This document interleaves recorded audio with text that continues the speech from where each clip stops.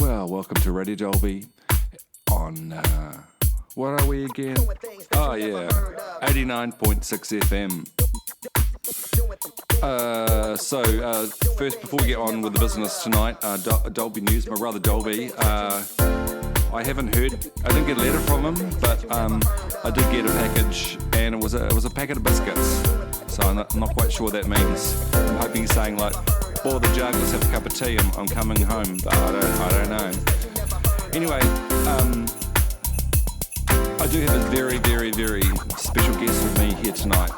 It's a bit of a special episode. I've been wanting to have this guy on the show for kind of like ever since we started interviewing artists, and it's a big moment for me to finally be able to meet Quint Baker in the flesh, and he's due here any second now, I'm hoping. Just gonna play some ads, and we'll see you back in a moment with Quint Baker. Fingers crossed.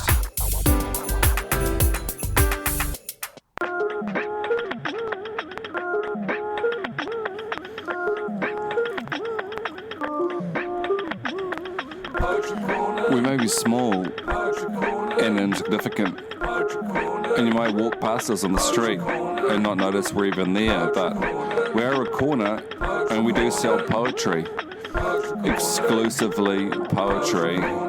Come along to the poetry corner and, poke your nose in and read some poetry, because poetry is cool these days. Once upon a time, in a land far, far away, in a place called Dolby City, two men, Dylan and Andy, started a radio station to bring love and joy to the people who lived there. And the people said, "Hey, what is this?" And the Dolby brothers just smiled and said, "It's radio, the way it is meant to be. 89.6, more than just a number."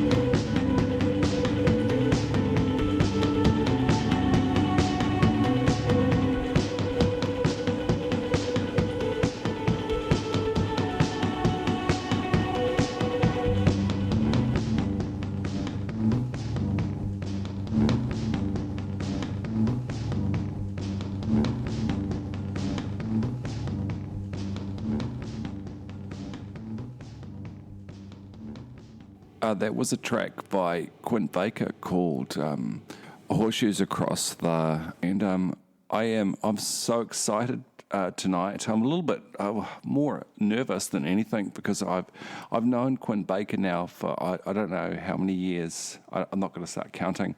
He is the most bizarre, prolific artist I'm kind of vaguely aware of. He draws. He does more than draws. He does art. He does collage. He does digital art. He does music. He does writing. He does poetry. His video work. The guy is. He is. I don't know. I mean, he's probably crazy, but he's. I've never met him, and finally, he's agreed to come here in Dolby City to do an interview with me, and on one condition. The condition is he'll only answer one question. I think he should be here any second, actually. Oh my God, it's Quint Baker. I can't believe he's here.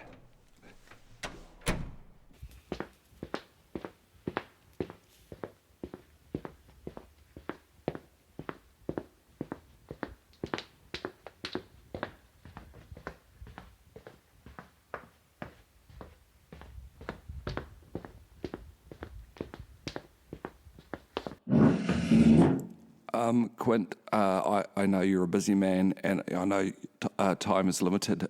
Here's my one question. It's how do you write poetry? Yeah.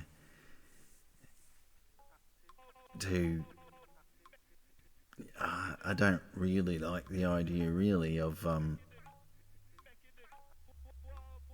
explaining my poetry stuff, because,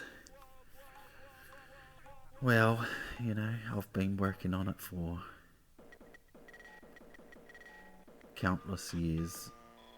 In some ways, it's sort of something that I've always really, really wanted to be able to do, but obviously I'm not really into copying. Not really, naturally. No, I'm, trying to make something of my own, but, so, what's my process? Some days I'll just, especially this time of year, it's a wee bit cold, so, even if the fire's going, so I'll get a hot water bottle and I'll jump on the couch, which is just a really, really comfortable couch, but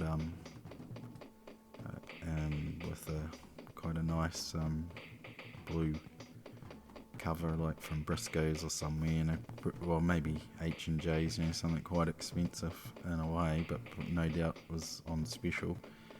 And so I'll just jump on there, and some pretty comfortable cushions. I've got a big screen TV. It's not huge.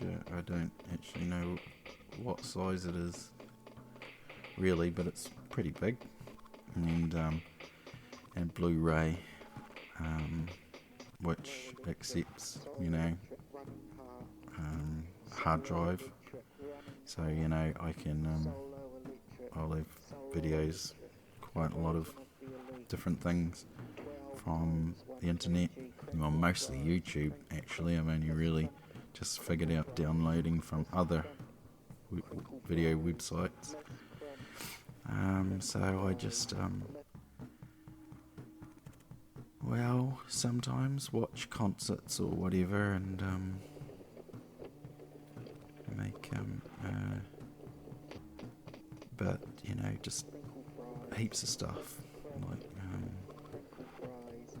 really anything to do with UFOs. Pretty interested in that subject, or anything really.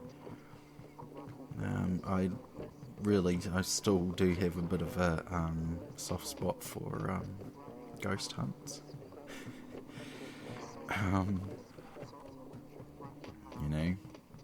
What EVP, voice phenomena, electronic voice phenomena, that, all that kind of stuff.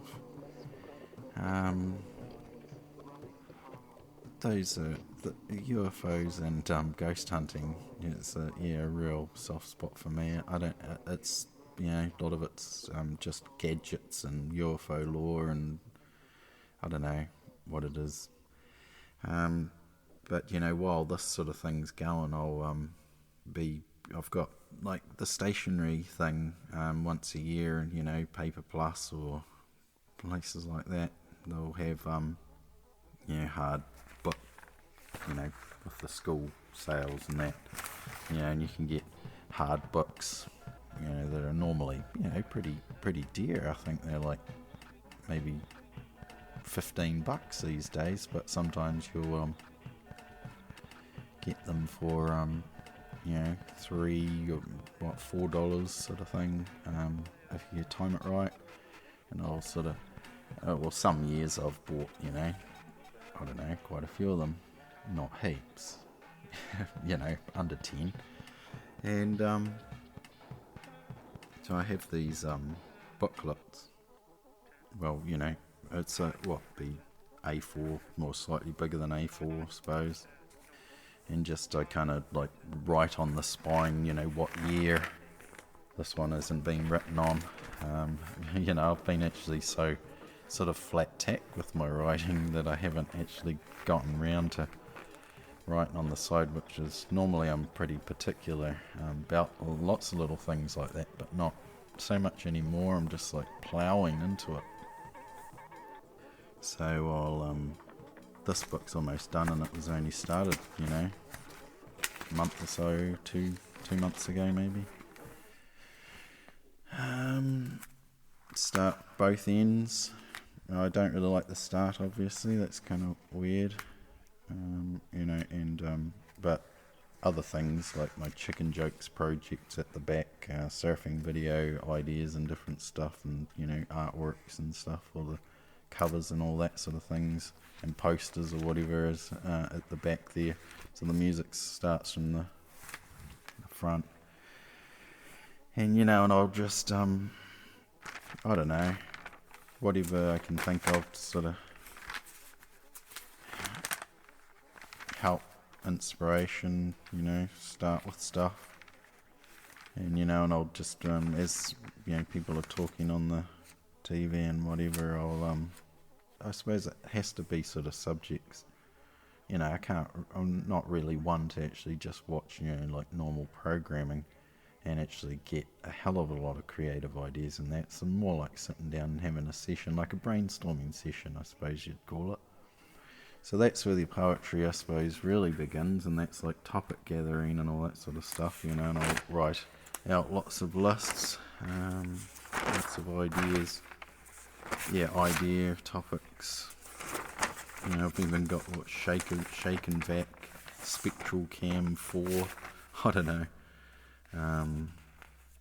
Dichotomy, that's from New Dawn magazine, Uncensored magazines. I do buy all that sort of stuff as well. The old Orbis books, like The Unexplained and all that, and I think it was like put together. I don't know if Colin Wilson wrote much of it, maybe his sons. I don't know. There's books by like Colin Wilson's sons and that. And in some ways, a lot of that sort of thing in the New Dawn, although, there's a lot of Gnostic and Wiccan and sort of pagan leanings and all that sort of stuff, but by and large, really the topics are kind of sort of like the unexplained, and, and it's, as long as you don't, take it all too literally, sort of, I suppose. So you can glean lots of ideas from there. I was reading Lewis Carroll, what is it, the Snark, Hunting of the Snark or something. Got that from a book sale here, like the Sunday school hall. So I'll go through, when I'm reading or whatever, certain lines will jump out and I'll be like, oh yeah, the lay of the Jabberwock, the size of the exophone. I don't really know what kind of combination that is. Some of it Alice in Plunderland. I don't know. So that's so I get sort of lots of ideas going.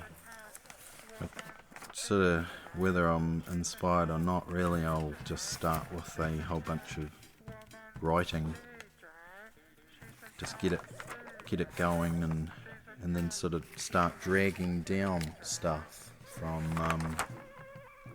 the pieces. But the thing is that a lot of those pieces,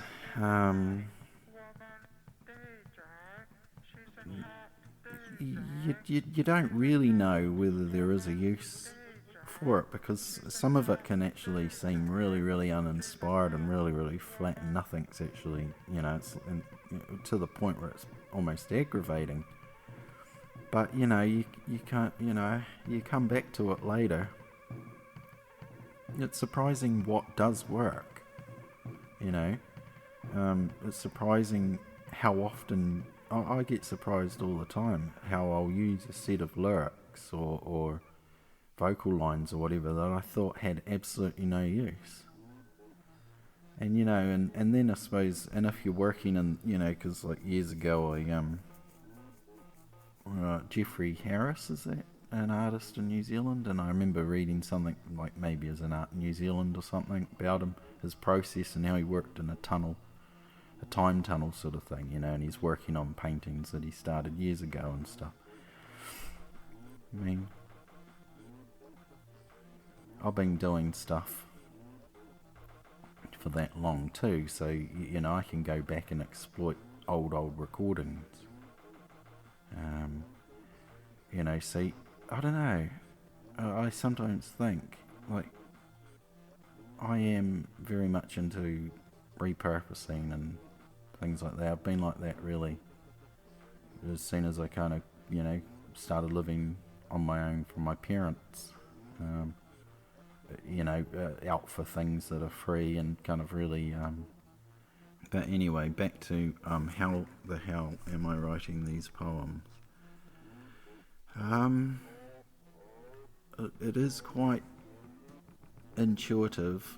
I did say to Shona earlier today that I don't know if anybody could really replicate my process, really. Like, and if they did, they would get a completely different thing, I think. I remember back in a few years ago, probably wasn't, but I'd taken a lot of my creativity a little bit far. The whole what's this, you got to how do you explain it, you've got to be I was trying to think what that was. We were watching something, and it's a period piece. It's I can't exactly remember, Othello or something.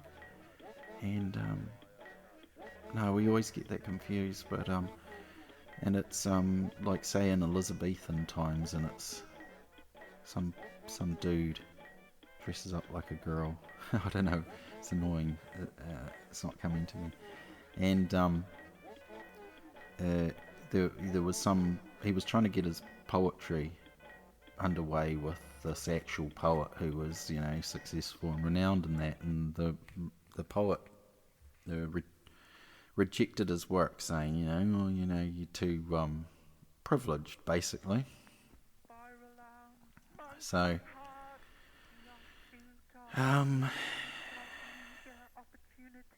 my upbringing was, I suppose, well, no more really unusual than anyone else's upbringing. I don't think so. I think that, really, as I've gotten older, I can, everything keeps making more sense all the time when you think back on things, Realistically, my parents were just typical Anglo, middle class people, They had their ups and downs. I suppose when I think back, I guess the times were a little bit tempestuous. You know, sort of much more tempestuous than the way I live my life. But ultimately, you know, I was a pretty ordinary kid, really. You know, although, you know, like my neighbour, I remember his name was Reese Bartley, and he's a Samoan guy, a really big guy, but back in those days, you know, when he was a kid. But there was a party when I was about 17, and you know, and he said, oh, you know, and I was, I suppose this is the sort of thing you shouldn't really admit, you know, like this is in a sense is public speaking, but you know, I was sitting on the bed with a bong, you know, and Reese pipes up, it's like, oh, man, you know, we thought Quintin was going to be a doctor or something, you know. And I remember saying that to my girlfriend a while after, you know, I don't know how, you know, but that, when you're that age, I was probably about late 18, 19 sort of thing, people, you know, time just seems to go forever you know, it's like a year's a long time, so I don't know, maybe a year or so, 2 years later, my girlfriend, I don't know why I even told her that, you know, oh, Quintin, we thought he was going to be a doctor, and she's like, Quintin, that's a bad thing, you know, and I am, you know, an idiot, really, and, you know, because I sort of, I suppose I just found it interesting that as a kid I wasn't, you know, I thought I was perceived by other kids as being but smarter, I guess. Anyway, and that was sort of the case. Things really sort of went downhill for me in many ways. Because you know, when I actually really did discover music, well, you know, music was something that I was getting pretty damn interested in, maybe at even age 10, 9. And you know, I'm not from a musical family at all, you know, apart from my dad's weird singing. And that's another story. And yeah, so you know, I started getting interested, making my own tapes and all that sort of thing. Even, you know, my own radio sort of stuff. One of my friends who was his dad's in multimedia, you know, we used to muck around with video equipment. He would come round to my place. You know, sometimes we'd be doing recording sessions. I don't know if we actually did a recording session in my sleep out. He would like be listening to my radio show, and he'd be just pissing himself, you know. And these are just things that I was just making by myself, you know, not even really intending to play it to anybody. You're just mucking around, and you know, I used to record my own stuff. It was really out of, you know, there's probably a I can't even remember what it looked like. My dad must have had a guitar out of tune. I think he did. I think he did have a wee school band or whatever, but he's pretty unmusical. I think they had one song. I don't know. So where am I going with all this?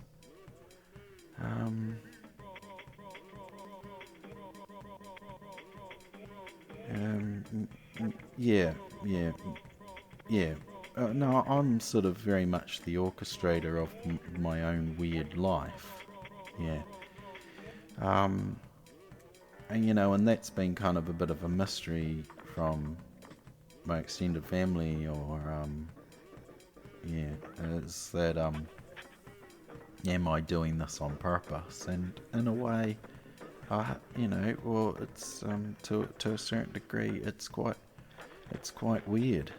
Um, um,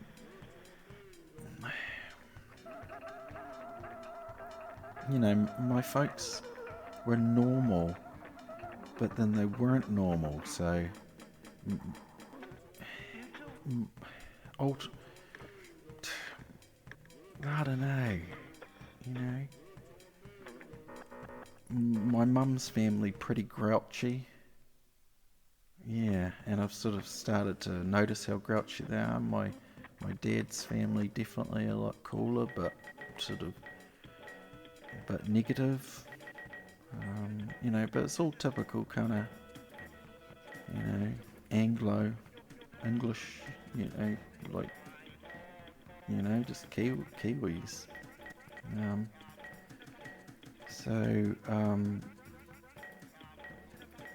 Yeah, I have sort of made myself a bit different to the middle class. So you have got these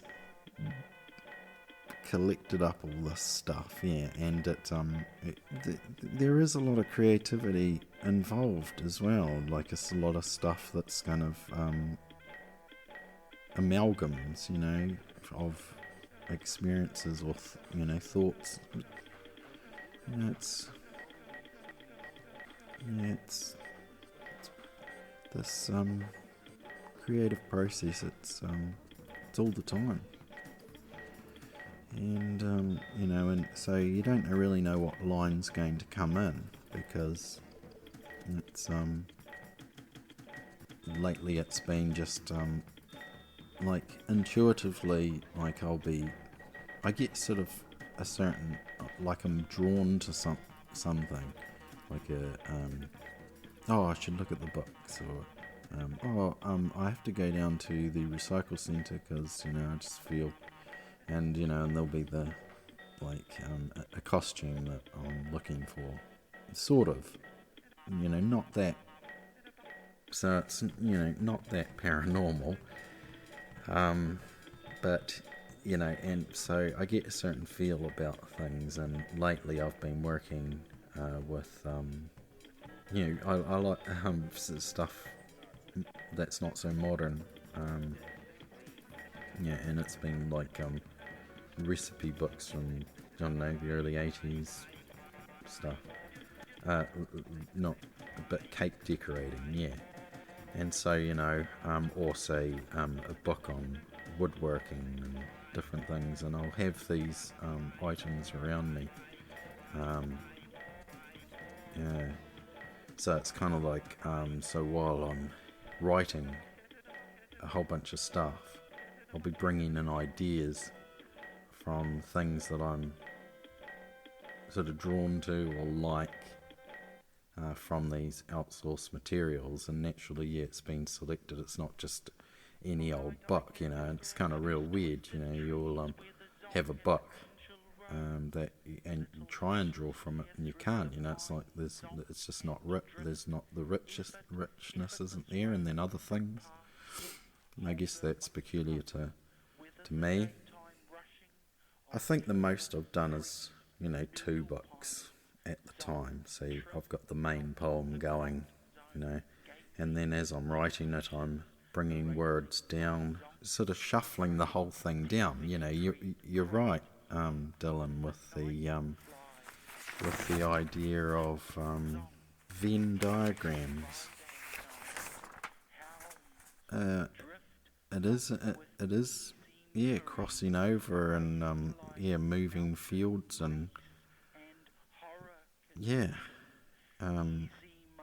there is sort of a graph sort of thing going on, and bringing down. So I sort of wrote it out: writing poems from other poems into fields. Yeah, okay. So that's another thing. Is I'll write I don't really do that very often, to be honest. But you will have like main poem and then like an extra bit. Yeah, and that is part of it, but and then sometimes I'll use a poem and I'll keep looking at the poem and keep bringing stuff over and regenerating it, I suppose. Yeah, writing poems from other poems into fields, field 1, field 2, all shuffling down, zigzagging, even diagonal, going through things. But I just started to actually notice, like you, it's like, oh, this is working, why? And still you're like, is it working, or is this just crazy? And and there's been a few key lessons. It's been, I don't know what's clicked it into place, exactly, but just the death of certain rules or something, rules that were barriers for me anyway, and before I was going on about the through all this weird having to develop a different sort of lifestyle and a different personality and stuff, going really starting to live a little bit beyond, and doing things I wouldn't recommend. There's some pretty crazy stories I could tell of things, of how far I've taken this personality altering sort of things. I do have lots and lots of terrible and crazy and weird and stuff stories. My life has been quite interesting and at times quite horrifying too. Peripheral, extended family and different things, but all in all, my experience has been quite interesting. I haven't really known a hell of a lot of people. I guess my life has been kind of pretty manageable overall. So bringing down intuitive words from previous lines, outsourcing material compiled from one or more, say, books like cake decorating stuff. When you crack open, say, something to do it, like I've got this really cool book on video art, and when you crack that open, there's heaps of, it's almost too rich of just so much stuff you could, superimpose. Or even Art New Zealand, I can, read, a page on that and get heaps of stuff going. It's awesome. Recording, so lots of stuff from videos, recording, editing, so word swapping, not wife swapping, word swapping, outsourced material combined into the theme of the main poem that you got going on, and then the word swapping thing, and that does bring me closer to how I was saying about at times when I've been working on poetry and trying to get something going, and having really all success, just terrible, and read it at the time and thinking this is just terrible, and then like next day when you're sober and stuff like that, and it's just even worse than you thought, but I just keep bringing that up because what I found kind of strange is that in some ways I am still kind of doing what I was doing then, where I'd have an idea of what I was, and I'd be writing, but certain other words would be jumping in and replacing, like word swapping or inverting, and I was, I've been reading a lot for a long time. I think I probably read a hell of a lot more now. So my, vocabulary is always increasing. More word swapping. So, but yeah. So that's kind of a strange style, and I was like, oh nah, it really is just madness, And I've sent stuff into poetry publications, and I'm like, nah, and there's this poet guy who's quite renowned. I can't remember his name now. He sent me a letter. No, I don't like it. No, it's no good. And I agree. Poetry's not something that comes easy to me at all. And see, with proper forms, that girlfriend that I was saying that time, and just like, no, Quentin, that's a bad thing, they thought you were going to be a doctor, that's a bad thing, that one. Because I've been writing poetry, she looked at some of my poetry, maybe it's in my room or something, and she had done poetry school or something through help, sort of, wayward kid problems. Was it? Or maybe at school, I don't know, but she had a bit of a thing for poetry, and she was, writing proper poetic form, and she's like looking at that, looking at my work. No, that's not poetry. And it's true. It's not poetry, no. The thing is that I actually, I'll read poetry, Percy Shelley and stuff, like, Samuel Taylor Coleridge, yada yada, Keats, I get it. I Dylan Thomas and just on and on, it's, I love it too,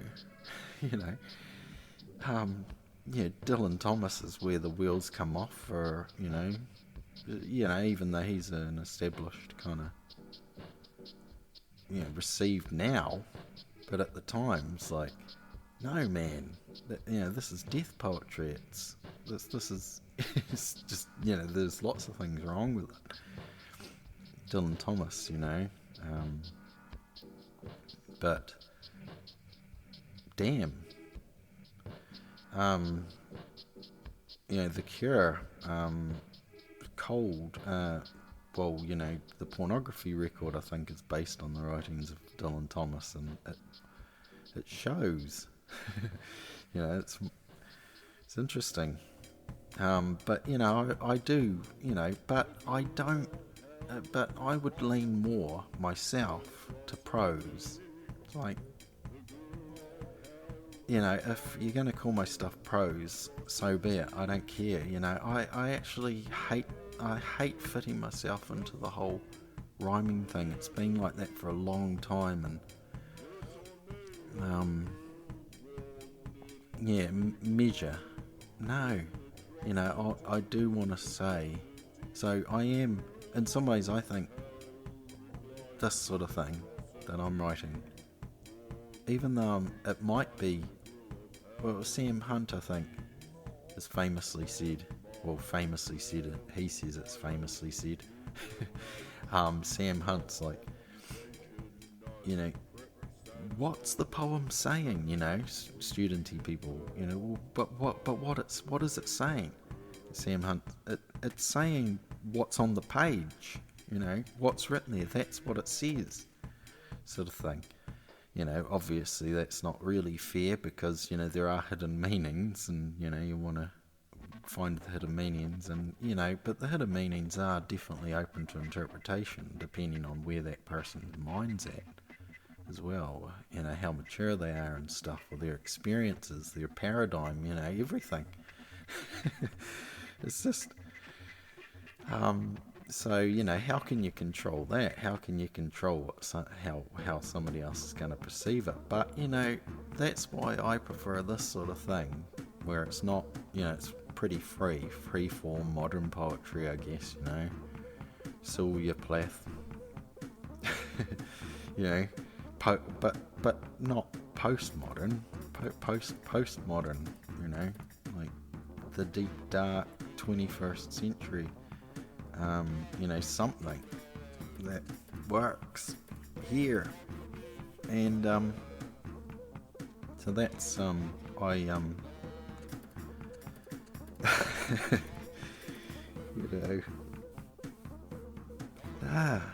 just can't. It's just what I'm doing is what I've always wanted to do. That's the truth, and I don't even know, where, one day I'll make a really, really good one, so I just don't even know about that. Like, I'll probably, like, there is no best or worst, it's just this one,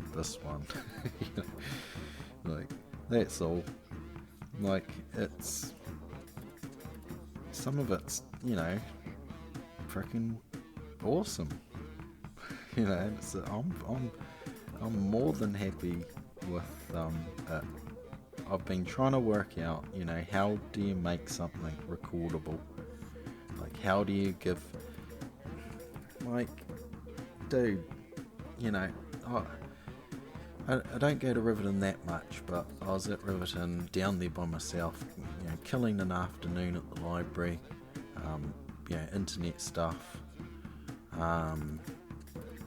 getting out of the house, and and it clicks into my mind. I'll ask the lady, got any, because I got what's his name, Vincent O'Sullivan's recent book, Are You Okay, or something like that it's called. Are You Okay? That was cool. I liked it. I got it from the Tautau Library, and especially, it's like scenes from South Dunedin and that, and just areas that I'm kind of familiar with. It's a wee bit, Vincent O'Sullivan's a wee bit sort of high and mighty for me, like, we are the established poets, but beggars can't be choosers, that seems a bit rough. But no, I really like it, and James K. Baxter, I really love James K. Baxter's work too. I used to read it a lot. That reminds me I should read some more, get back into it.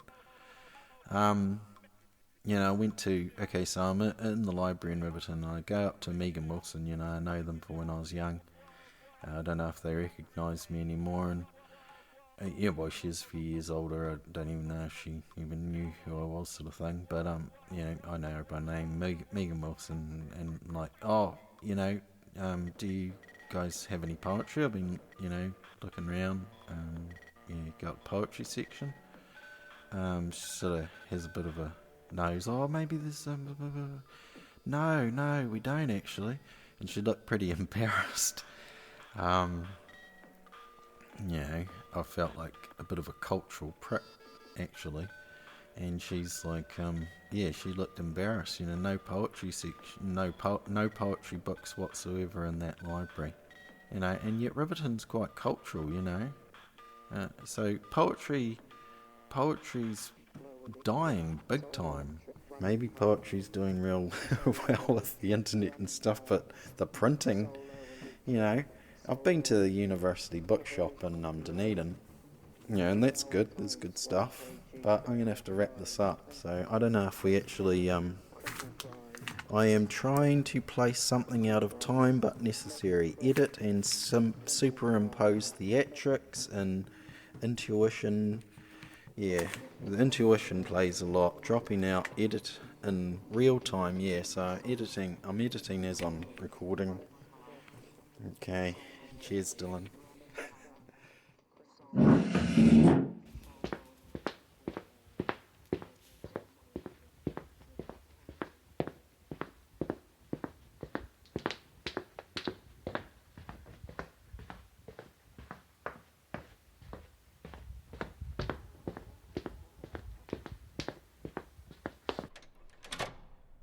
Well, that was Quint Baker, and we're going to go out with a song called Dream Girl.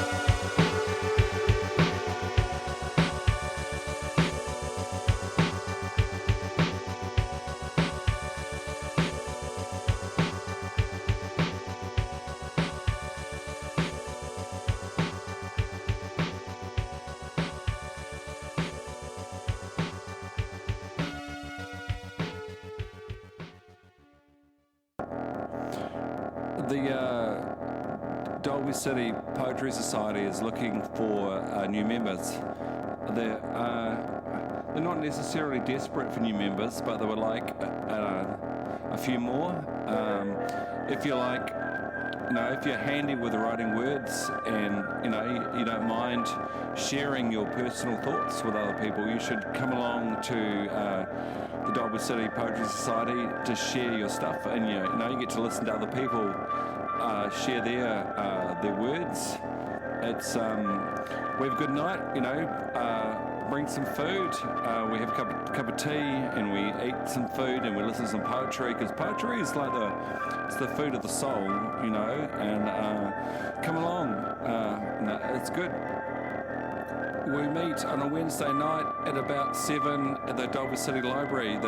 Dolby City Poetry Society. The Dolby City Poetry Society is a bowl of fruit. My name is Carnegie. I am a normal, functioning AI robot. The question you want to know is, do AI robots like to listen to Dolby City Radio? The answer is yes. Yes, we do. It's poetry with Wayne Hill. It's poetry. What more could you want in your life? If a herd of humans were defecating and urinating in a paddock, I'm sure the cows would be upset with their waterways. It's written by Mr. Coward.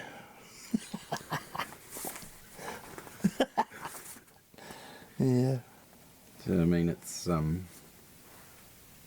you kind of, I mean, that would categorise you really as a hippie because it's anti-industrial. Yeah. Oh, I'm not scared to be called a hippie. No. Because I've got 2 new hippies. and I've just built a board called Hippie. Yeah, and I did a T-shirt just before I got my 2 hips done. It was around here somewhere. A T-shirt called "I'm a double hippie." Well, in some ways, recently I've sort of been converted to becoming. It's kind of like I've always been teetering between hippie or, well, I don't even know what the "or" would be, but yeah, I think I've become decidedly hippie, and I guess it's just the constant war making. Yeah, yeah. You know, and at the end of the day, we need people to stop making weapons. Oh, yeah, yeah. You know, and that's the crux of it. So you kind of, in a way, everybody needs to kind of decide to become a hippie or decide to become anti-war. Yeah, yeah. It's like guns were invented to kill people from afar. You know, take the guns away and give people sticks and stones again. You know. You know, and then they take guns out and they kill animals from afar as well. You imagine if the animals had guns to fight back and shoot back at the hunters. You know, the hunters become the hunter.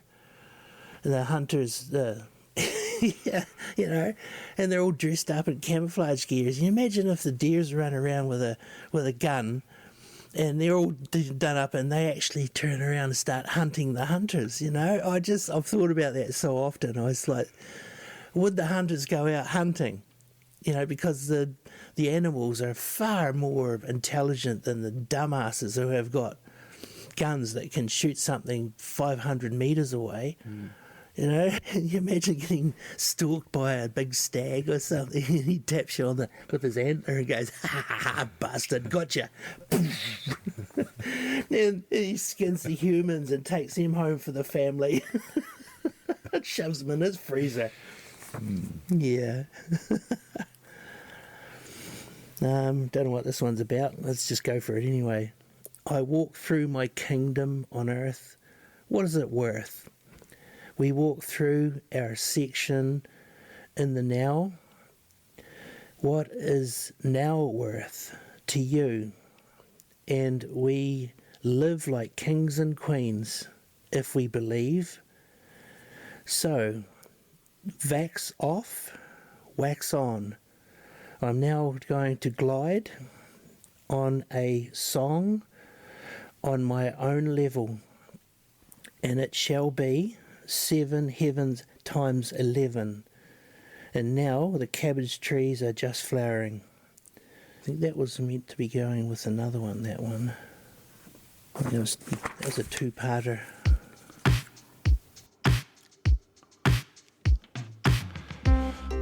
Hey, so thanks for tuning in here at Radio Dolby 89.6 FM. I hope you enjoyed the show. Big thanks to Dave Edwards, of course, for coming in and spending that time with us. Thanks to Quint, always. Thanks to Shona, and thanks to Mr. Wayne Hill.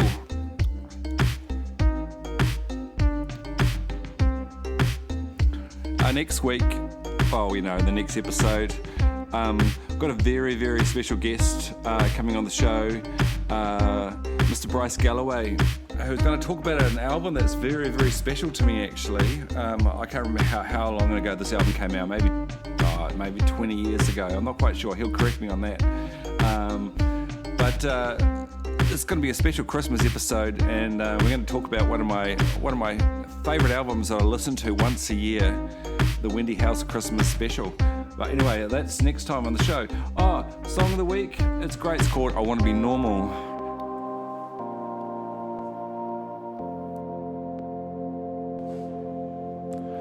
I wanna be normal. Do you wanna be normal too? I wanna be normal. What does normal mean to you? It means I don't believe in standard deviation. There's no deviation from the norm. And the mean is mean and average is just average. And if you want to figure out what average is, just follow the curve. And when you hit the middle, just stop there and just retire. And don't worry about the outliers. They're like, 8 standard deviations away from where you're standing. Man, you're standing on top of the hill. You can go left or right, and it's all just down from there. The bell curve's really steep, and you're going to fly down. And when you hit the bottom, you're going to fly off, and where am I going to land?